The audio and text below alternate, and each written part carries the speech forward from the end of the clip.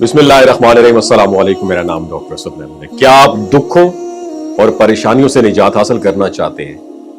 کیا آپ ہر کام میں اللہ کی مدد حاصل کرنا چاہتے ہیں؟ آج کی ویڈیو میں آپ کے ساتھ 3 وظیفے شیئر کروں گا جو آپ کی زندگی بدل دیں گے۔ یہ ٹاپ آف دی لسٹ 3 وظائف ہیں جو مصیبت اور پریشانی میں تکلیف دور کرنے کے لیے۔ یہ وظائف آپ صلی اللہ علیہ وسلم کی طرف سے تعلیم دیے گئے اور سنت کے مطابق بھی ہیں۔ یہ وظائف ایسے ہیں جو انسان کو اللہ کی قربت حاصل کرنے اور اپنے مسائل کو حاصل کرنے میں، حل کرنے میں مدد دیتے ہیں۔ پہلا وظیفہ جو میں ذکر کرنا چاہوں گا وہ بہت ہی طاقتور اور پاورفل ہے، وہ یہ ہے لا الہ الا انت سبحانک انی کنت من الظالمین۔ اس کا مفہوم یہ ہے کہ نہیں ہے کوئی معبود سوائے تیرے اور تو پاک ہے، تو غلطی کر ہی نہیں سکتا، بے شک میں ہی خطا کار ہوں، میں ہی ظلم کرنے والا ہوں اور میں ہی غلطی کرنے والا ہوں۔ یہ دعا اور وظیفہ ایک بہت بڑی حقیقت پر مبنی ہے اور اس کا تعلق حضرت یونس علیہ السلام سے ہے۔ جامع ترمذی میں اس حدیث کا نمبر 3505 ہے اور مشکوٰۃ شریف میں 2292 نمبر پر یہ حدیث ہے۔ قرآن حکیم میں اس دعا کا ذکر بھی ہے۔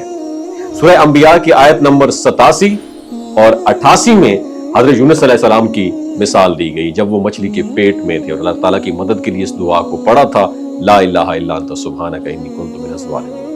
آپ صلی اللہ علیہ وسلم نے فرمایا کہ جو بھی شخص اس دعا کو کسی بھی پریشانی میں پڑھے گا، اللہ تعالیٰ اس کی دعا کو قبول کرے گا۔ یہ دعا یعنی لا الہ الا انت سبحانک انی کنت من الظالمین اس میں اعظم میں سے ہے اور اس کا بہت بڑا امپیکٹ پڑتا ہے۔ اس بات کی نشاندہی کرتی ہے انسان اپنے رب کی عظمت اور پاکیزگی کو تسلیم کرتے ہوئے اپنی خطا اور ظلم کا اقرار کرتا ہے۔ حضرت یونس علیہ السلام نے جب مچھلی کے پیٹ میں یہ دعا پڑھی تو اللہ تعالیٰ نے فوراً ان کی مدد کی۔ اس طرح جو شخص اس دعا کو پڑھے گا، اللہ اس کی مشکلات کو دور کرے گا۔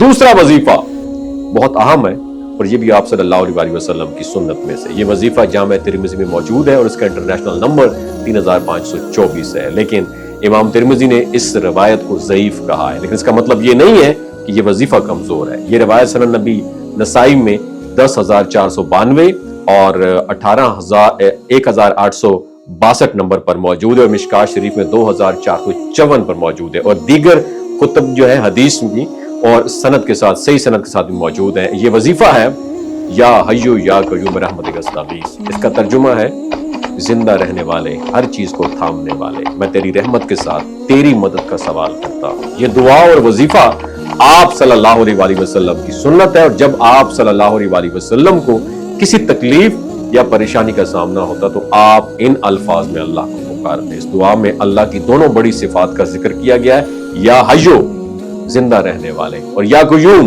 ہر چیز کو تھامنے والے۔ یہ دعا انسان کو اس بات کا احساس دلاتی ہے کہ اللہ تعالیٰ ہر وقت زندہ اور ہر چیز کو تھامنے والا ہے اور اس کی رحمت سے انسان اپنے مسائل کا حل تلاش کرتا ہے۔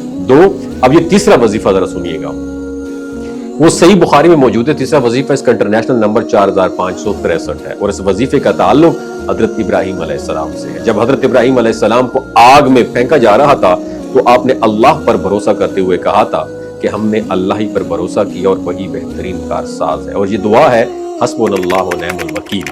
قرآن مجید میں بھی آئی یہ سورہ آل عمران کی آیت نمبر 173 میں جب نبی کریم صلی اللہ علیہ وآلہ وسلم اور اہل ایمان کو یہ خبر ملی کہ کافر ان کے خلاف سازشیں کر رہے ہیں تو آپ صلی اللہ علیہ وآلہ وسلم اور اہل ایمان نے اللہ تعالیٰ کو پکارا تھا اور کہا تھا حسبنا اللہ و نعم الوکیل۔ اس کا مطلب یہ ہے کہ ہم نے اللہ ہی پر بھروسہ کیا اور وہی بہترین کارساز ہے، اور یہ بھی ایک بہت طاقتور دعا ہے اور وظیفہ ہے اور قرآن میں اس کا ذکر اس بات کو ثابت کرتا ہے کہ یہ الفاظ اللہ تعالیٰ کی طرف سے ایک گفٹ ہیں جنہیں پڑھ کر انسان اپنے مسائل اور مشکلات سے نکل سکتا ہے۔ ان وظائف کا فائدہ ہے، ان تینوں وظیفے ہیں جو میں نے ذکر کیا ہے بہت قیمتی اور اہم ہیں۔ ان کا فائدہ اس وقت ہوتا ہے جب انسان اس کا صحیح ترجمہ بھی سمجھے، یعنی ترجمے کے بعد یہ وظائف پڑھنے سے زیادہ اثر نہیں ہوتا۔ اس لیے میرا مشورہ یہ ہے کہ ان دعاؤں کو اردو یا اپنی زبان میں سمجھ کے پڑھیں تاکہ آپ ان کے اثرات سے بھی بھرپور فائدہ اٹھا سکیں۔